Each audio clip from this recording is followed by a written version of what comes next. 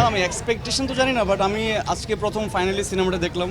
তো আমার মনে হয় যে আমার টিমের সবার সাথে মোটামুটি দেখার একটা সৌভাগ্য হলো আমার ফাইনালি, যে সবাইকে নিয়ে সিনেমাটা দেখবো বলছিলাম। তো থ্যাংক ইউ সবাইকে, দাদাকে থ্যাংক ইউ দাদাকে। দাদা আসলে প্ল্যান করলো, যে প্ল্যান করার পরে সবাইকে নিয়ে সিনেমা দেখলাম। অ্যান্ড যারা আসছিলেন সবাই আমাদের খুব পরিচিত, অ্যান্ড সবাই খুব অ্যাপ্রিসিয়েট করছে সিনেমাটা নিয়ে। তো তৃতীয় সপ্তাহের পরে আসলে এখনও সিঙ্গেল স্ক্রিনগুলো বাকি আছে আমাদের, অ্যান্ড আরও কিছু হল বাকি আছে আমাদের। সো ইনশাল্লাহ আমরা আরও কিছু বেটার কিছু এক্সপেক্ট করি আর কি।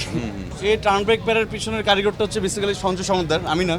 সো আসলে তার রাইটার, তার ডিরেকশন এবং টিমের এফোর্ট, তারপরে আসলে আমার পারফরমেন্স। তো এরপরে আসলে আমি ট্রাই করে গেছি একটা ভালো ক্যারেক্টার করার। তো আমার মনে হয় যে যারা স্ক্রিনে দেখেছেন ওদের আমার মনে হয় যে ভালোই লাগবে বা ভালো লেগেছে আমার মনে হয় আর কি।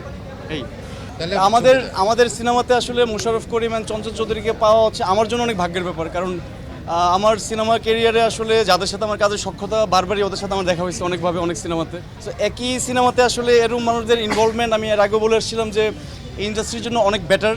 চঞ্চল চৌধুরী, মোশাররফ করিম, ফজলুর রহমান বাবু আসলে সবার কোলাবোরেশন জন্য আসলে একসাথে হবে, তখন আসলে সিনেমা আরও বড় হবে। হাওয়াতে আমি ছিলাম চান মাঝি, তোমার শত্রু, আর এইখানে তুমি ভিলেন। না এখনো চঞ্চল চৌধুরীর খেলাটা কিন্তু এখনো বাকি আছে। আমার মনে হয় যে ইনসাফ 2টা তাড়াতাড়ি বানালে দেখতে পারবে।